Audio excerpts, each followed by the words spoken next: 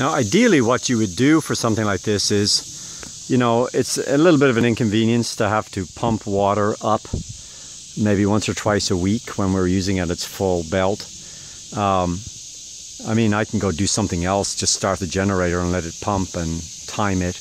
And so it doesn't really take a lot of time from my work schedule, but it's a little bit of an inconvenience. So ideally, I would build a barn above this level with enough roof space to filter water, or run water into that tank. So you'd have to, there is a hill behind this that's tall enough that if I built a barn with roof space on it, tapped into a gutter system and then into a pipe and then into this tank up here, that would keep it filled, and as long as the overflow is working fine, it shouldn't be a problem. So, or of course the ideal would be to have a gravity fed spring above this level, which I don't. We're almost at the top level here. We just have a little bit of hill left, and there's no springs that I can find above this level. They're all below this level. So, so when you build your house on a piece of land,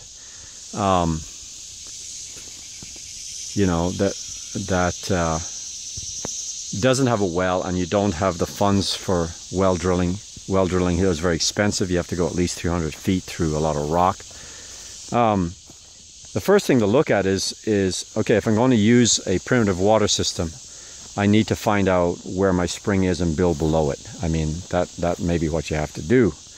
Not always ideal, because it's better to build on high ground than low ground, but sometimes you'll be blessed enough to have a spring that's in high ground that you can utilize. So this is our straw bale house. We've got 3 solar panels, and we've got a little antenna there to help bring in phone signal, because we're sort of in a little bit of a what would you call it, sort of an armpit of a hill here, not quite a valley, but a little cove where it's very sheltered. And so that antenna there, we bought that for about 50 bucks, and it brings in and amplifies the signal well enough that we can text and make some calls. So this is a straw bale house, very efficient. They're better suited to drier climates than Missouri and anywhere east, but they can work if you set them properly on a concrete footer and that straw stays dry. I put a porch all the way around. This porch was totally built out of existing logs, as you can see, and as was the porch all the way around. Saved a lot of money that way, and so we have porch sheltering the sand and clay mix that makes the mortar. Now it's not finished, that's an early layer. It would eventually look a lot smoother and nicer, so we never got to finish putting layers on. That will have to happen later, but nevertheless it's working fine. We've had it this way for several years now. So we're inside the cabin now, the house, and you can see we got the straw bale walls there, and we've got internal walls made from local lumber that I milled on a little bandsaw mill that I bought. Even put in an upside down tree there. And we got a wood stove, a gas cooker, and we have our little solar powered refrigerator, which works great and takes very little power. Here's our sink. This sink was part of an old house ruin. I just pulled it out and installed it. And now the thing with gravity fed pressure is when you use regular plumbing, this is about all you're going to get. The regular piping increases pressure with regular pressurized water, but with gravity fed it reduces pressure really, and reduces flow, because there just isn't that much pressure behind the system. But what I found out was to attach a hose fitting gives you plenty of pressure. So that's the same, coming from the same source, but look at the difference with a hose. So that's just running a hose from the 1-inch. I brought in a 1-inch poly PEX down low, and that's tapping right off of the 1-inch to a 3/4 hose, and so it stores a lot more pressure. And but the 1/2-inch fittings really cut down the flow. See, that's the regular plumbing. So regular plumbing is made for high pressurized water, and so you lose out with gravity unless you got a really high tower. So anyway, something we learned. So we use this again as our sprayer and clean off, and I have a sink outside as well to do the same thing. So the fun you can have with a house like this is, since it's just a sort of a cabin in the woods, it doesn't have to be fancy, but we use some old barn wood here for a wall partition between our utility room and the breakfast room. And I just like these old artifacts, so we got these with an old wood stove, cook stove that we have outside. And these rocks here were on the property, and they have dates engraved from 1890. Actually, I think it was 1908 was when it was actually engraved. The boy that engraved it was born in 1890. We thought that was pretty neat, so they'll eventually be installed. We have an outlet there for a stove, but I moved the stove over to the central area of the kitchen here, and we can cook on that. And by the way, if you don't have an oven, and we do have an oven with our gas stove, but if you don't have an oven, you can simply use a pot like this. I don't know what they use these for, but they will basically make their own oven. If you put tile or ceramic tile in the bottom, make sure you get use ones that are unglazed, because there can be contaminants in the glazes. I guess they do have some safe glazes, but a lot of them contain lead, so we just use the regular tiles that have no coating. And that will bake potatoes or squash or anything just sitting on that stove. It works as a great little oven when you're just using wood and a regular stove. We have a cook stove outside for summer canning, a small one. We would eventually get a nice big wood cook stove, but we haven't been able to afford that yet either. Here's a neat idea for a railing. I just simply went out and got fresh saplings that were supple and bendable. They were still alive, mostly oak, and we have millions of those, so I just cut them and wove a lattice work. And actually it's very strong because the upper wood is very solid. Just use drywall screws or deck screws to sort of put that together. But you can't really see them because I sunk them into the wood. And on the other side, we just used a simpler banister design made with small trees. Now these ones, I don't think they were fresh. They were probably older. Actually, they were fresh because the bark would fall off otherwise. If you cut certain types of trees fresh and dry them, the bark will stay on. Leaving bark on isn't always the best idea. We ran into some real problems with that, and I had to later on come along and take off the bark off the cedar because there were little bugs underneath. They blanketed the whole house in a very fine powder as they ate the layer of sap wood underneath the bark. And so, you know, I didn't have a barn or anything to store my wood. I didn't have time to get all the bark off while I was building, although that's recommended, and I took a risk and I paid for it. And so I had to scrape it off later and vacuum up all that dust, and the dust was extremely fine. So in a lot of other cases I used a sawmill to square off the beams. In some cases I left some of the bark on because I like it. Like over here in this, made our upper loft floors out of logs, again to save money. We just didn't have the budget for a lot of lumber, milled lumber, which is expensive. Here's an idea. We just stacked cedar logs here. These put off a nice perfume for the house, and I just think it sort of looks neat.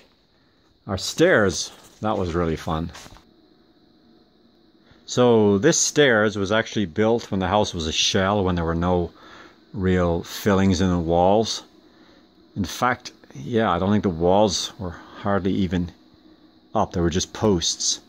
And all I did was ran some logs through the sawmill and sectioned them into step sizes, and took my chainsaw. I didn't even use really a tape measure hardly. I just sort of winged it, and there we had a stairs to get up to the upper level and work on the lofts, which weren't really built yet. So that stairs was built early on very quickly, and it's very sturdy, as you can tell, because it's made out of 2 large oak logs laid up on a diagonal. I just used a simple winch system to get those up there with a board and rolling pipes underneath it, because we had to do most of this by hand. So we have our simple gas hot water heater. Needs no electricity at all, best type to have. And our utility sink, so this is our utility room. And vent system. I built this little fun fill-in. There were 2 posts there, and I filled it in with clay and sand and used jars to let some light into this room. So for our shower system, again, I found out that to use a hose end for the cabin, basically use a hose end, it gave much more pressure than a regular shower head. I mean, you can see the amount of flow we have here. It's quite good. I mean, that will really saturate you quickly. And to save water, because we're using just the 300-gallon tank, we run it and wet ourselves and then turn it off and soap up. It works fine in the summer. It's a little chilly in the winter. So there's your hot and cold coming in. But yeah, really nice, large volume of water. I actually prefer this to a regular shower because it's not high pressure, but it just coats your whole body in warm water because the volume is high even though the pressure is low. So we have everything we need really without a well. There's my sponge gourd loofah. You can grow these things and make yourself a sponge for scrubbing your skin with. They're really handy. This one got a little stain because it sat for a while. They're normally just a lighter color. You can get those at Baker Creek Heirloom Seed Company. Loofah gourd they're called. An heirloom. And so we have our simple toilet system, fed on gravity fed. Had a little bit of issue with that. Again, the pressure wasn't enough to fill the tank on the regular system, so I had to use a 3/4 line in to increase the pressure a little, and then adapt down to that little 3/8 size or whatever they use, which cuts the pressure way down, unfortunately. So I couldn't find a fix for that other than running 3/4 pipe as long as I could, and then coming off of an inch pipe actually as well. So of course, one of the questions you get with straw bale is, well, isn't it going to rot? Isn't it going to create mold? Actually, you have to have moisture for mold to grow. And so it wouldn't work well in the tropics, but in any climate where there's dry periods and very short wet periods, like in the summer here, it'll do okay.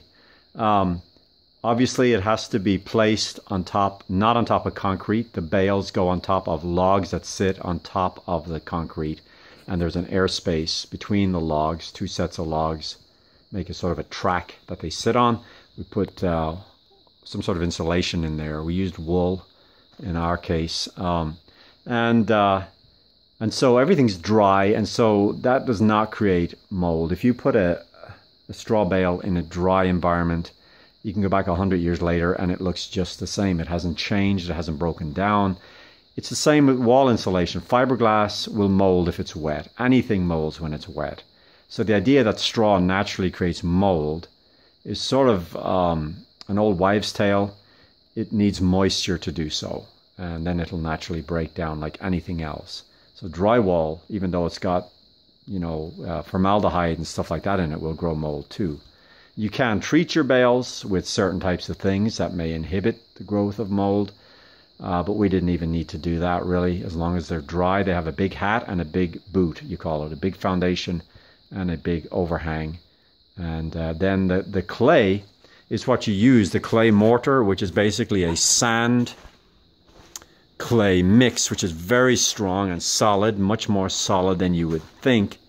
I mean, it's sort of like concrete, brittle concrete. And again, we haven't finished. We'd eventually finish with a nice smooth white layer. We left this gritty to give it tooth or grip for the final layer. But yeah, it's pretty strong.